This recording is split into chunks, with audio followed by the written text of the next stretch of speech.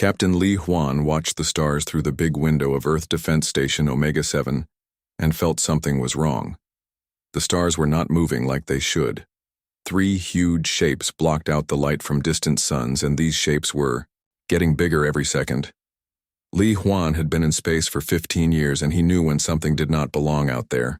"Sir, we have contacts on the screen," said Lieutenant Kim Tae from his seat at the communication desk. His voice was calm, but Li Huan could hear the worry underneath. 3 ships, sir, and they are really big. Bigger than anything we have ever built." Li Huan moved to the main screen and looked at the readings. The ships were massive things that looked like they could carry entire cities inside them. Each one was 10 times larger than the biggest human ship ever made. They moved in perfect formation toward Earth, and they did not answer any calls from the defense stations. "Get me Dr. Park Nari," Li Huan said. "If these are aliens, then we need someone who knows about first contact." Dr. Park Nari arrived at the command center within minutes. She was a small woman with quick eyes who had spent her whole life studying the possibility of meeting other species from space. She looked at the screen and her face went pale. "They are not trying to hide," she said quietly. "Most species would send small scouts first or try to communicate from far away. These ships are coming straight at us like they own the place."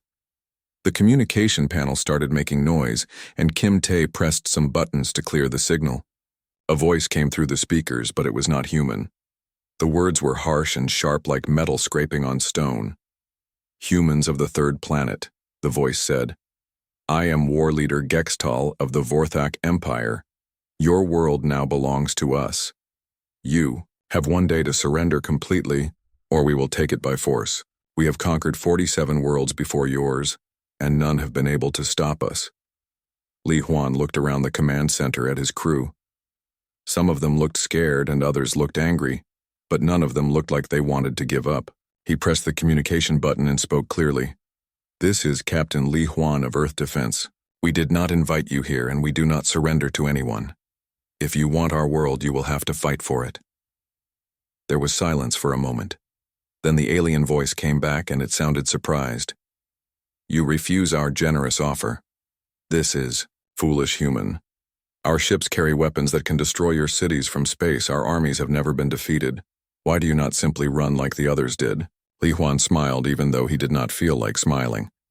"Because we do not know how to run. This is our home, and we stay here." The communication ended, and the 3 alien ships continued moving toward Earth. Li Huan turned to his crew and started giving orders. "Kim Tae, send messages to all defense stations and military bases. Tell them we have hostile aliens incoming, and we need every ship and every weapon ready to fight. Dr. Park Nari, I want you to study everything we can see about those ships. Find their weak spots." Dr. Park Nari was already working at a science station and pulling up data about the alien vessels. "Captain, these ships are old designs, very powerful, but they look like they were built for scaring people more than actual fighting. See how they have all those spikes and dark colors? They want us to be afraid before they even attack." Major Choi Yuna came running into the command center with her weapon belt on and her boots making loud sounds on the metal floor. "Sir, I have 200 Marines ready to defend this station and more coming up from Earth.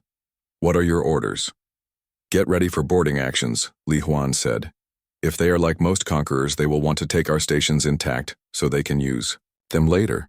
That means they will try to capture us alive." The first alien ships reached the outer edge of Earth's solar system, and smaller craft started coming out of them. These scout ships were faster and had weapons that glowed with strange energy. The human defense fleet moved to meet them, and the UI first space battle in human history was about to begin. Commander Jiang Wu led 12 human fighters toward the alien scouts. His ships were smaller and weaker, but they were fast, and the human pilots knew how to fly them better than anyone. The aliens flew in straight lines and perfect formations like they were used to enemies that ran away quickly. All fighters spread out and attacked from different angles, Jiang Wu said over the radio. "Do not let them lock onto you, and do not fly where they expect you to fly." The battle started when the alien scouts fired their energy weapons at the human fighters. The beams were powerful and bright, but they moved slowly, and the human pilots could dodge them if they were quick. The humans fired back with missiles and railgun bullets that moved much faster than the alien weapons.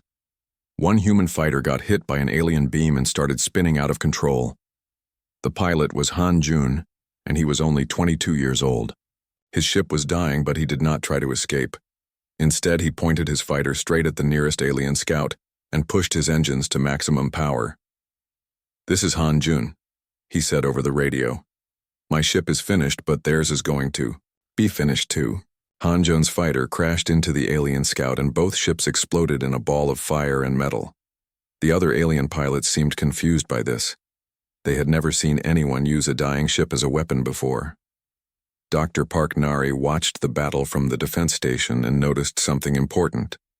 "Captain, the aliens are not fighting like they are used to real wars. They keep expecting our ships to run away when they get damaged. When Han Jun crashed into their scout, they all stopped shooting for almost 10 seconds. I think they have only fought enemies who gave up quickly." Li Huan nodded and pressed the communication button to talk to all human forces. "All ships, listen carefully. These aliens are not used to enemies who fight back hard. They expect us to run when things get bad. We are not going to run. We are going to fight until we win, or until there is nothing left of us to fight with." The battle continued for 3 hours, and the humans lost 8 fighters, while the aliens lost 4 scouts. By the numbers, the aliens were winning, but they were not acting like winners. Their formations were getting messy, and they were shooting at empty space where they thought human ships would run to. When the alien scouts finally pulled back to their main ships, War Leader Gextal sent another message to Earth. "Humans, your resistance is pointless, but it has impressed us slightly. We offer you one more chance to surrender. Join our empire and serve us, and we will let most of you live." Li Huan looked around at his crew again. Kim Tae had a cut on his face from when an explosion shook the station. Dr. Park Nari was working with 3 broken fingers after falling during the battle. Major Choi Yuna had burn marks on her uniform from helping put out fires in the lower levels. None of them looked like they wanted to give up. "War Leader Gextal," Li Huan said into the communication system. "We have considered your offer, and our answer is no. We will fight you today and tomorrow and every day after that until one of us is completely gone. That is what humans do." The alien voice came back one more time, and it sounded angry now. "Then you will die like the fools you are. We will show you what happens to species that do not know their place in the universe." The communication ended, and the 3 massive alien ships started moving toward Earth again. This time they were coming to destroy everything they found, and Li Huan knew that the real war was just beginning. The Vorthak invasion fleet moved through space like a dark storm heading toward Earth. War Leader Gextal stood in his command room looking at reports from his scouts and feeling confused for the first time in many years. The humans had not run away, and they had not begged for mercy like every other species he had conquered. Instead, they had fought back with strange tactics that made no sense. "War Leader," said one of his officers, "the humans used their damaged ships as weapons. This is not normal behavior for any species we have encountered before." Gextal looked at the battle recordings again. He watched human pilot Han Jun crash his dying fighter into a Vorthak scout ship, and still could not understand why anyone would do such a thing. In 47 conquered worlds, no enemy had ever used suicide attacks as a standard battle tactic.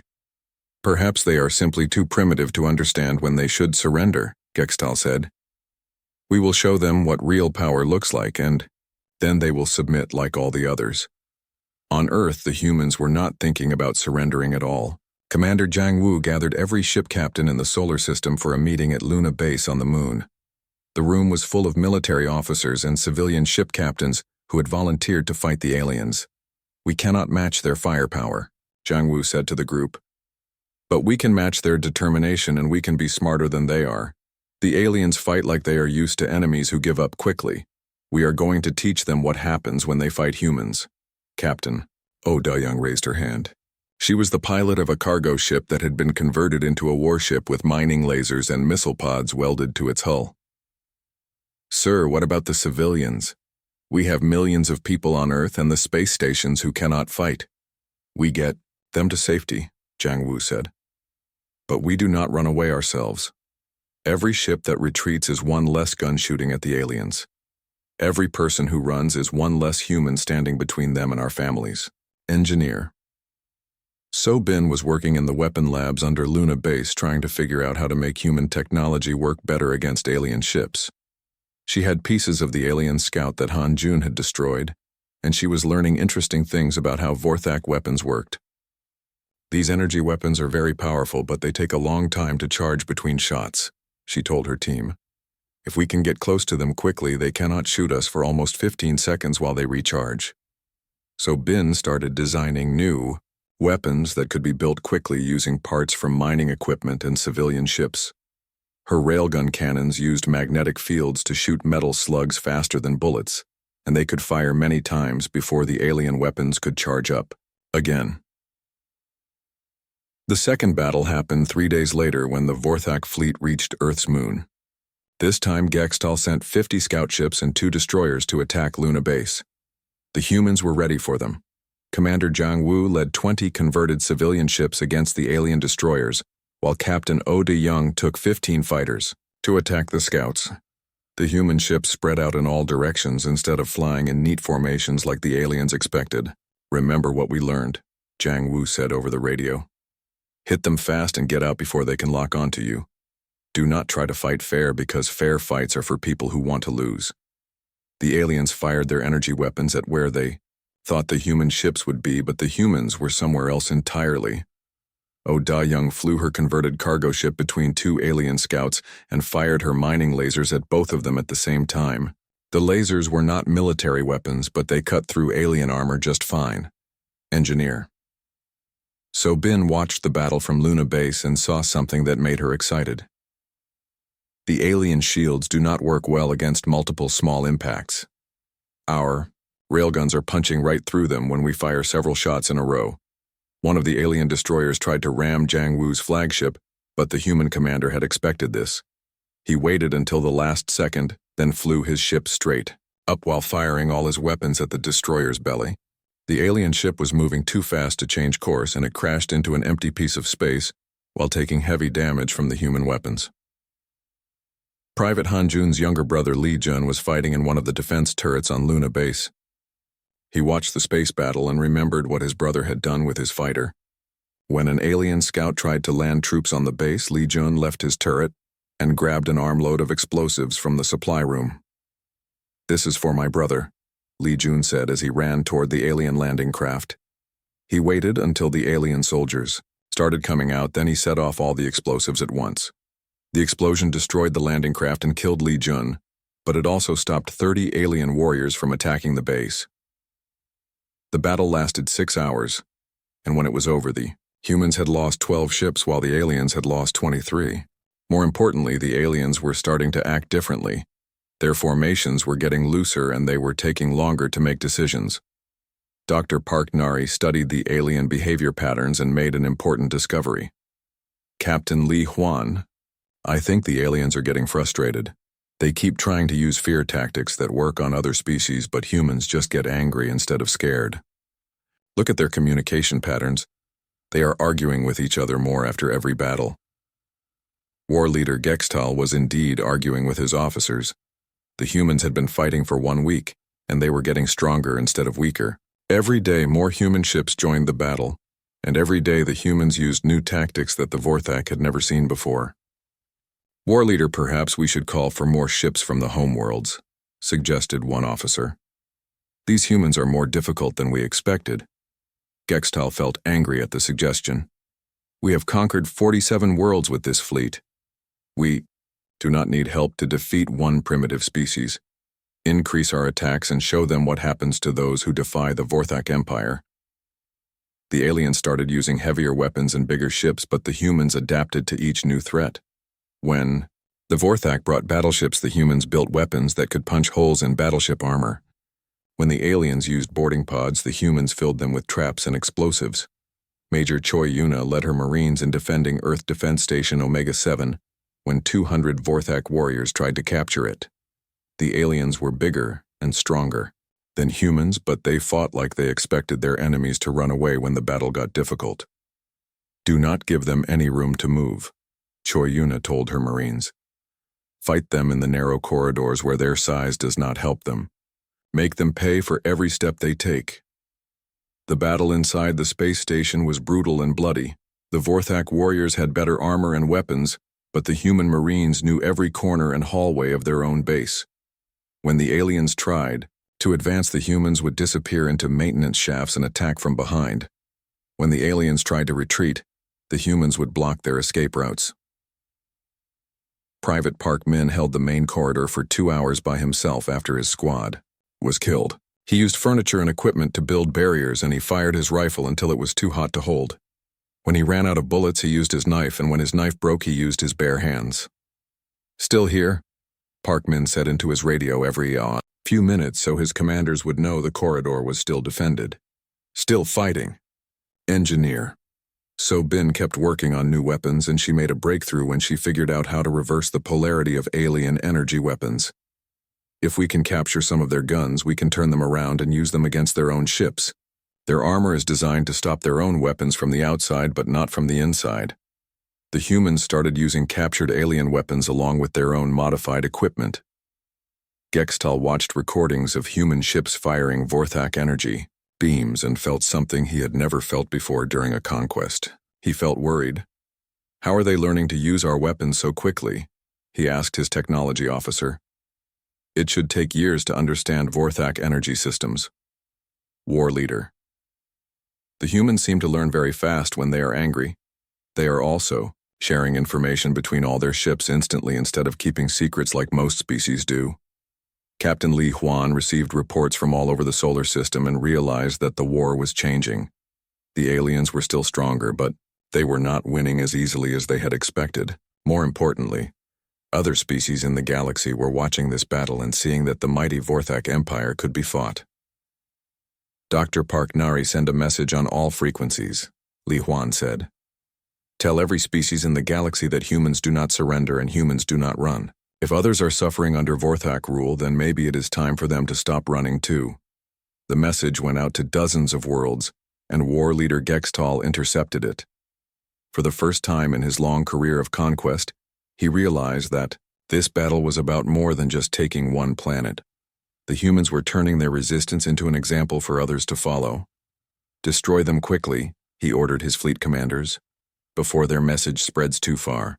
3 months after the first alien ships appeared in Earth's sky, the war had spread across the entire solar system. The Vorthak controlled most of the space around Earth, but they could not land their armies on any planet or space station because the humans fought them at every step. War leader Gextal had never seen anything like it in 47 previous conquests. Admiral Bei Su had taken command of all human forces, and he was developing a strategy that no military academy had ever taught. Instead of trying to win battles, he was trying to never lose the war. Every time the aliens captured something, the humans would take it back. Every time they destroyed a human ship, 2 more would appear to replace it. "We cannot beat them in a straight fight," Admiral Bei Su told his commanders during a meeting on Mars base. "But we can make them realize that conquering us will cost more than leaving us alone. Every day we keep fighting is another day their empire has to spend resources on one small planet instead of expanding somewhere else." Dr. Kang Min had been studying the alien psychology, and she discovered something important about how the Vorthak Empire worked. "Admiral, they have never fought a war that lasted more than 6 months. Their entire system is built around quick victories, followed by rapid expansion to new targets. A long war breaks their economic model." Captain Oda Young had managed to capture a small Vorthak fighter during a battle near Jupiter, and she was learning to fly it. The alien ship was faster than anything humans had built, but it was designed for pilots who expected their enemies to run away quickly. Oda Young was modifying it to fight the way humans fought. "The alien ships have better engines and better weapons," she reported to Admiral Bei Su, "but they have terrible armor on their rear sections because they never expect anyone to get behind them. If I can sneak this ship into their formations, I can do a lot of damage before they figure out what is happening." Engineer So Bin was working with teams all across the solar system to build hybrid weapons that combined human and alien technology. Her factories on the moon were producing railguns that fired alien energy pods and missile launchers that used captured Vorthak guidance systems. "We are learning their technology faster than they are learning ours," So Bin told her engineering teams. Humans are very good at taking apart things that other people built and making them work better. The aliens seem to only know how to use their own designs in the same old ways. The turning point came when Oda Young used the captured Vorthak fighter to infiltrate the alien fleet near Saturn. She painted the ship with human markings but kept its alien identification codes so the Vorthak sensors would not realize she was an enemy until it was too late. Oda Young flew straight into the middle of the alien formation and started attacking their command ships from inside their own defensive lines. The Vorthak pilots were so surprised that they did not shoot back for almost a minute because they could not believe what they were seeing. "This is Captain Oda Young to all human forces," she said over the radio while firing alien weapons at alien ships.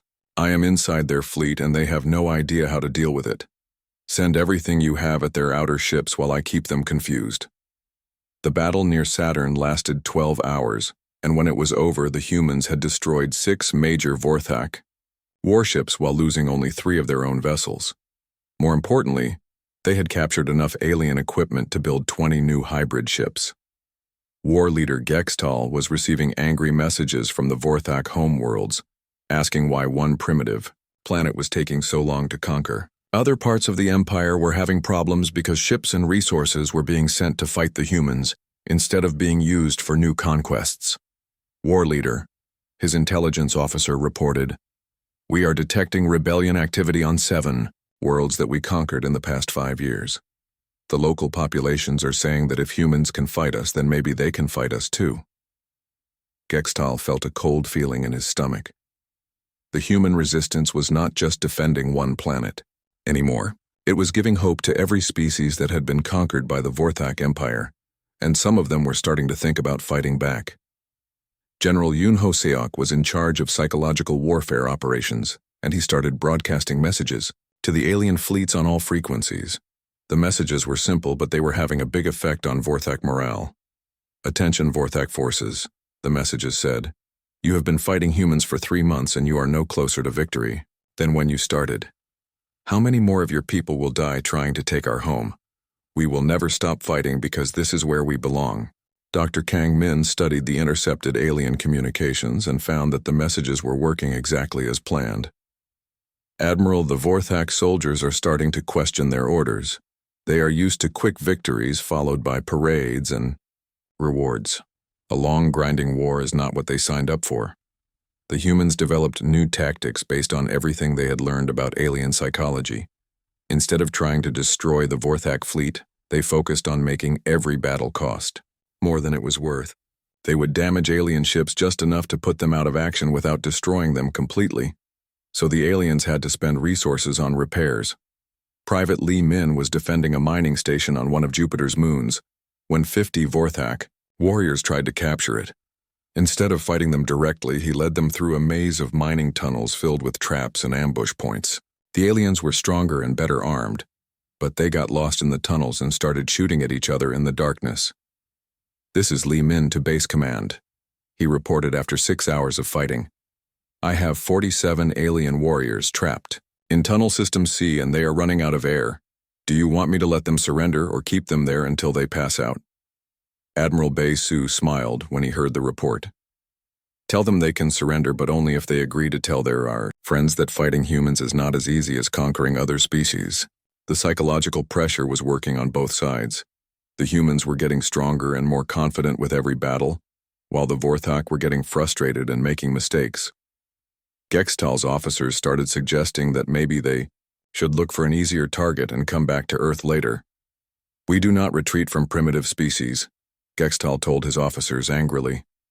"The Empire's reputation depends on our ability to conquer any world we choose to attack.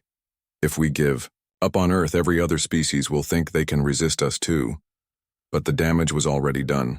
Captain Oda Young's infiltration missions had given the humans detailed information about Vorthak military technology, and Engineer So-bin was using that information to build weapons specifically designed to counter alien advantages.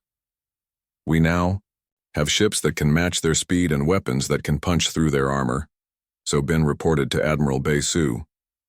"More importantly, we have learned to think like they think, so we can predict what they will do before they do it."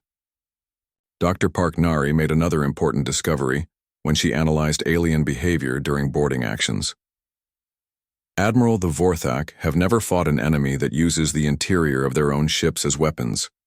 When Major Choi Yuna's Marines turn off the gravity and atmosphere in corridors, the aliens panic, because they are not trained for that kind of fighting. The humans started using their own environment as a weapon against the aliens. They would lure Vorthak boarding parties into sections of their ships, then seal the bulkheads and either remove the air or increase the gravity to levels that the aliens could not handle. The aliens were stronger than humans in normal conditions, but humans were much better at fighting in unusual conditions. Commander Jiang Wu led a fleet of 30 hybrid ships in an attack on the main Vorthak supply base near Neptune. The aliens had never seen human ships that could fly as fast as Vorthak fighters while carrying as much firepower as Vorthak destroyers. All ships spread out and attack from every direction at once, Jiang Wu ordered. Do not let them group up and do not let them retreat in good order. Make them understand that fighting humans means fighting until someone cannot fight anymore. The battle near Neptune was the first time that human forces clearly defeated a major Vorthak fleet in open combat. When the fighting was over 20, alien ships had been destroyed or captured while the humans lost only 5 vessels.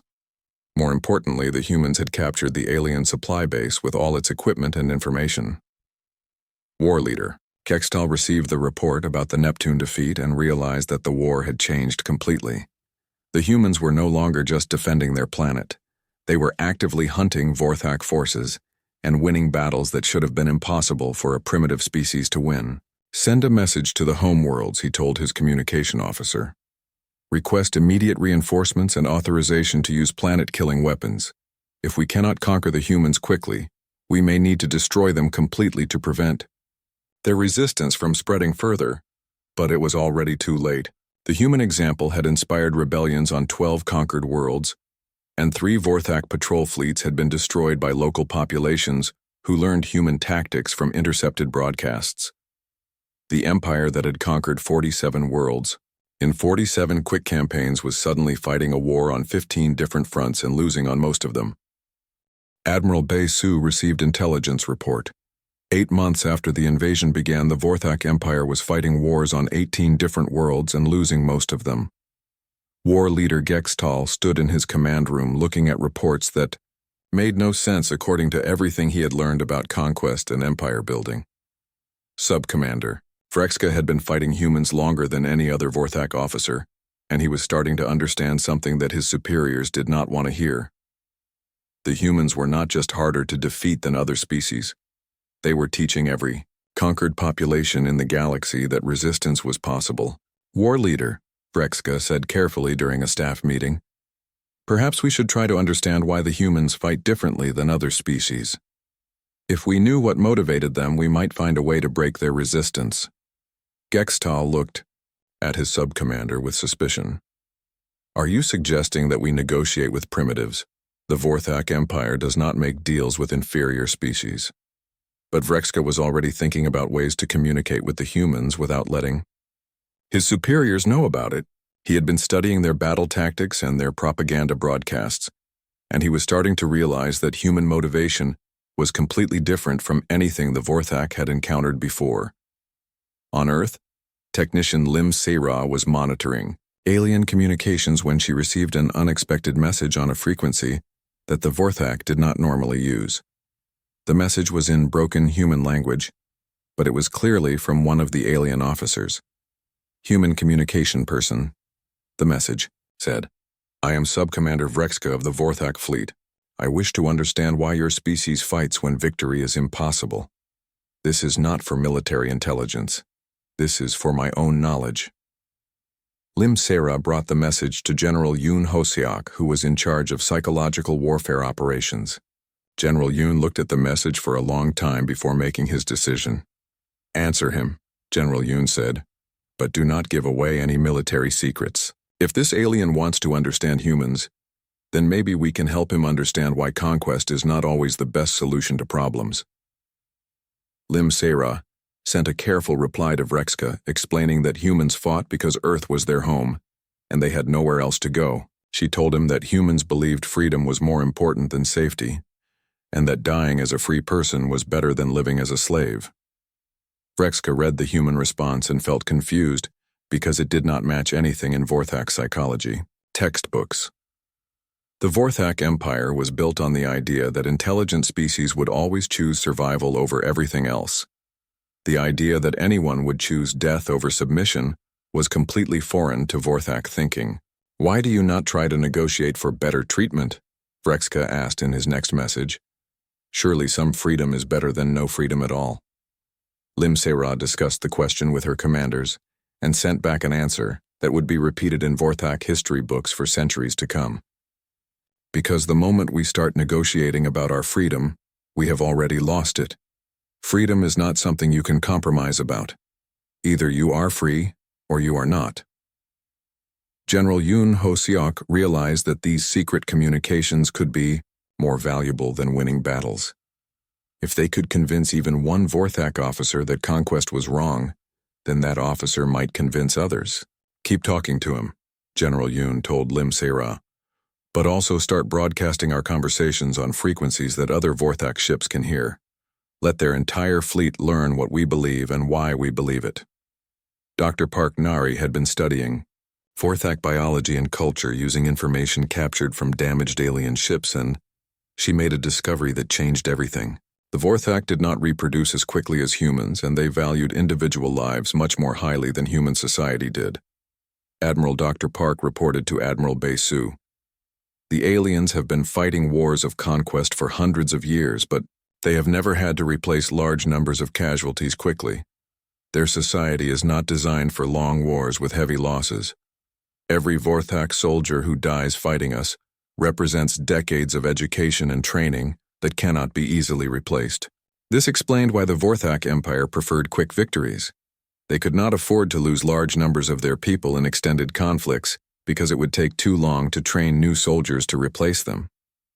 Admiral Bae-Soo realized that the humans had accidentally discovered the perfect strategy for fighting the Vorthak. By making every battle cost more casualties than it was worth, they were slowly bleeding the Empire to death. "Send orders to all commanders," Admiral Bae-Soo said. "We are not trying to destroy the alien fleet anymore. We are trying to make them understand that conquering us will cost more Vorthak lives than keeping us would be worth." Captain Oh De-young had become an expert at flying captured Vorthak ships, and she discovered something interesting about alien military doctrine. The Vorthak were trained to retreat and regroup when they took heavy casualties because their empire could not afford to lose entire units in single battles. "Admiral, I think we have been approaching this wrong," Oh De-young reported after a successful infiltration mission. "The aliens are not cowards, but they are trained to preserve their forces for future battles. If we can make them think that fighting us will result in total unit losses, they will retreat even when they could probably win." This led to a new human tactic called the all-or-nothing strategy. Instead of trying to win battles cleanly, the humans would make every engagement look like it would result in the complete destruction of both sides. The Vorthak commanders would then order retreats to preserve their forces for easier battles that never came. Vrexka continued his secret communications with Limsera, and he started asking questions about human society and government. He wanted to understand how a species could function when every individual believed they had the right to make their own decisions about everything. "How do you maintain order when everyone thinks they are free to do whatever they want?" Vrexka asked. "In the Vorthak Empire, everyone has a specific role and follows orders from their superiors. This creates efficient government and strong military forces." Limsera explained that humans maintained order through voluntary cooperation rather than forced obedience. She told him that human soldiers fought harder when they believed in their cause rather than when they were simply following orders. "Our military officers can make independent decisions during battles instead of waiting for orders from higher command," she said. "This makes our forces more flexible and harder to predict. Your commanders keep trying to figure out what our leaders will order us to do, but our leaders often do not know what our field commanders will decide to do." This conversation was being monitored by dozens of Vorthak officers, and it was starting to have an effect on their thinking. Some of them began to wonder if there might be better ways to organize society than the rigid hierarchy they were used. The war leader Gextal was receiving reports about declining morale throughout his fleet, but he did not understand what was causing it. His officers were following orders, but they were taking longer to make decisions, and they seemed less confident about the eventual victory. Perhaps the humans are using some kind of psychological weapon, he suggested to his staff. Send orders to all ships to limit their exposure to human communications. But it was too late. The idea that intelligent species could choose freedom over safety had already spread through the Vorthak fleet, and it was making officers question the basic assumptions of their empire. 3 more conquered worlds started rebellions using tactics. They learned from intercepted human broadcasts, and 2 Vorthak patrol fleets were destroyed by local populations who refused to surrender when their resistance seemed hopeless. Sub-Commander Vrexka received orders to lead an attack on Mars base, but he found himself hesitating for the first time in his military career. He understood now that the human defenders would fight until they were all dead rather than surrender, and he was not sure that capturing 1 human base was worth losing half his command. Sub-Commander, his aide asked when the attack was delayed for several hours. Are we waiting for additional support from the main fleet? Vrexka looked at his battle plans and realized that he did not want to give the order to attack. The humans had not done anything to deserve conquest except exist on a planet that the Vorthak Empire wanted. For the first time in his life, he wondered if conquest was really the best way to deal with other species. Send a message to War Leader Gextal, Vrexka said finally. Request permission to attempt negotiation with the human defenders before beginning the attack. Perhaps we can find a solution that does not require unnecessary casualties on both sides. When Gextal received the request, he felt a cold fear in his stomach. If his own officers were starting to think like humans, then the infection of dangerous ideas had spread further than he had realized. General Yun Hoseok intercepted the communication between Vrexka and Gextal and realized that the psychological warfare campaign was working better than anyone had hoped. The alien empire is starting to doubt itself, he reported to Admiral Bei Su. We may be able to end this war without destroying their entire fleet if we can convince enough of their officers that conquest is not worth the cost. But Admiral Bei Su knew that War Leader Gextal would. War Leader Gextal stood alone in his command room looking at reports that told him his empire was falling apart. 23 conquered worlds were in open rebellion, and half of his own officers were questioning their orders. The human resistance had done more than defend 1 planet. It had broken the idea that conquest was inevitable and taught the galaxy that freedom was worth fighting for. President Kim So-young had taken personal command of Earth's government during the final phase of the war, and she was preparing for what everyone knew would be the last battle. The Vorthak Empire could not afford to lose face by retreating from Earth, but they also could not afford to keep fighting wars on dozens of worlds forever. The aliens are going to make 1 final attack with everything they have left, she told the Combined Earth Defense Council. If we can survive this last battle, then their empire will collapse completely. If we lose, then everything we have fought for will have been wasted. Admiral Bei Su gathered every ship and every soldier that humanity could put into space for the final confrontation. The human fleet now included captured Vorthak vessels flown by human crews and hybrid ships that combined the best technology from both species. More importantly, the human forces included volunteers from 6 different species whose worlds had successfully rebelled against Vorthak rule. We are not just fighting for Earth anymore, Admiral Bei Su told his commanders. We are fighting for the idea that no species should have to bow down to another species just because they have bigger guns. Win or lose this battle will decide whether conquest or freedom becomes the future of this galaxy. Sub-Commander Vrexka received direct orders from Gextal to lead the final assault on Earth's orbital defenses. The orders specifically stated that no human prisoners were to be taken, and no human installations were to be left intact. The Vorthak Empire had decided that if they could not rule Earth, then no one would be allowed to live there.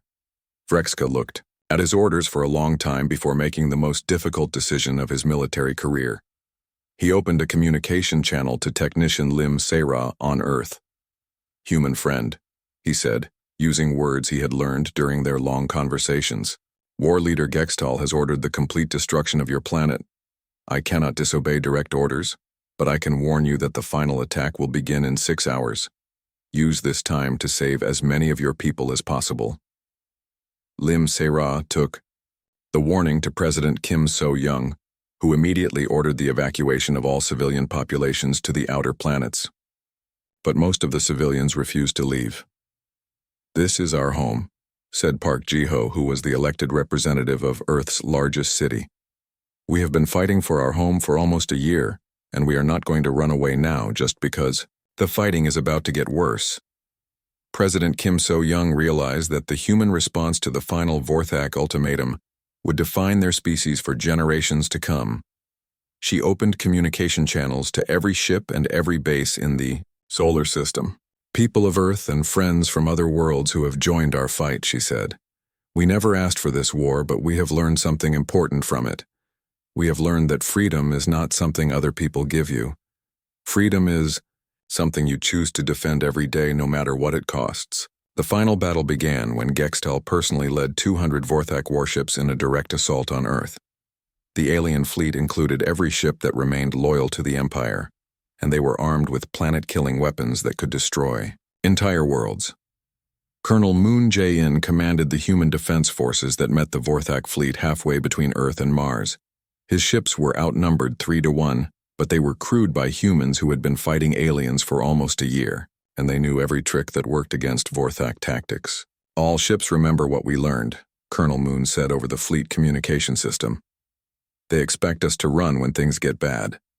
They expect us to surrender when victory seems impossible. We are going to disappoint them one more time." Kikawi, space battle that followed, was the largest military engagement in galactic history up to that point. 200 Vorthak ships fought against 70 human vessels and 30 ships from other species that had rebelled against the Empire. The fighting lasted for 18 hours and spread across millions of kilometers of space. Captain Oh Da-young flew a captured Vorthak battleship directly into the center of the alien formation and started attacking their command vessels from inside their own defensive lines. Her ship was destroyed within minutes, but not before she had crippled 3 enemy ships and caused massive confusion in the Vorthak ranks. Engineer So Bin had designed special weapons for this battle that used captured alien technology to overload Vorthak shields from the inside. When human ships fired these weapons at alien vessels, the enemy shields would collapse completely, leaving them vulnerable to conventional attacks. Their own technology is working against them, So Bin reported from her command post on Mars.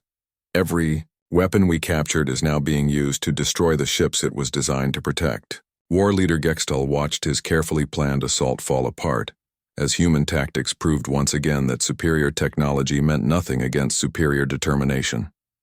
His officers were reporting heavy casualties and asking permission to retreat, but he knew that retreat would mean the end of his empire. "All ships continue the attack," he ordered. "We will destroy the human homeworld, even if we have to sacrifice every ship in the fleet to do it." But many of his officers had been listening to human broadcasts for months, and they no longer believed that conquest was worth any price. Sub-Commander Vrexka was the first to openly disobey orders. "War leader, I cannot continue this attack," he said over the fleet communication system where everyone could hear him. "The humans are defending their home and their families. We are trying to destroy an entire species just to prove that we are stronger than they are. This is not honor. This is madness." 12 other Vorthak commanders immediately agreed with Vrexka and refused to continue fighting. Their ships withdrew from the battle, leaving Gextal with less than half his original fleet. The tide of battle turned when Admiral Bei Su led a combined fleet of human and rebel ships in a coordinated attack on the remaining Vorthak forces. The aliens were now outnumbered, and many of their officers were more concerned with staying alive than with following orders. Gextal's flagship was finally surrounded by human vessels after most of his escort ships had been destroyed or had surrendered. Colonel Moon Jae-in led the boarding party that captured the alien command ship and took Gextal prisoner. As human marines secured the Vorthak bridge, Gextal looked at Colonel Moon with genuine confusion in his eyes. "Why do you not run, human? Why do none of you ever run? Every other species learns to run when the battle is hopeless, but you never do." Colonel Moon looked at the defeated alien commander and gave the answer that would be remembered throughout the galaxy for the next 1,000 years. "Because the moment we run, we stop being human, and we would rather die as humans than live as anything else." The words were broadcast on every frequency and heard by every ship in both fleets. They were recorded by alien historians and transmitted to every world in the galaxy. They became the rallying cry for every species that had ever been conquered, and every population that had ever been forced to submit to superior force. Within 6 months of Gextal's defeat, the Vorthok Empire had completely collapsed as rebellions broke out on every conquered world. The idea that any species could choose death over submission had spread so widely that conquest became impossible to maintain. Sub-Commander Vrexka was elected as the new leader of the Vorthok people, and his first official act was to apologize to every species his empire had conquered, and to offer reparations for the damage that had been done.